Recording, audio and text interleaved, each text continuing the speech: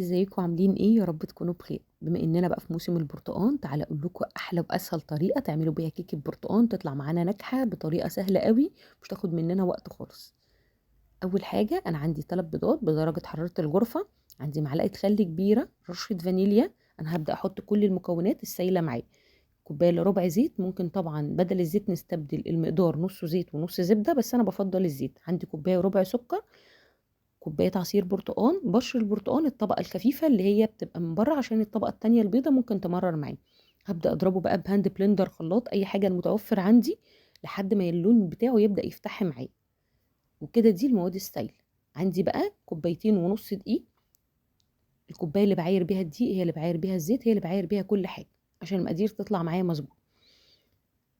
عندي كوبايتين ونص دقيق، معلقتين نشا كبار، معلقة كبيرة بيكنج باودر. دخلت بقى المكونات بتاعتي كلها مع بعض، وهبدأ انزل عليها بالمواد السائلة. في الوقت ده انا مسخنه الفرن بتاعي على درجه حراره 180 قبل ما ادخل الكيكه بتاعتي. هبدا بقى اقلبه كده في نفس الاتجاه، محضره القالب بتاعي دهناه دهنه زيت ورشه دقيق، وابدا انزل بالخليط بتاعي. الكيكه تقريبا هتاخد مننا حوالي يعني نص ساعه وخمس دقايق، وبرضه قبل ما بنخرج الكيكه لازم نختبرها كده بخله اسنان او حاجه. دخلتها الفرن.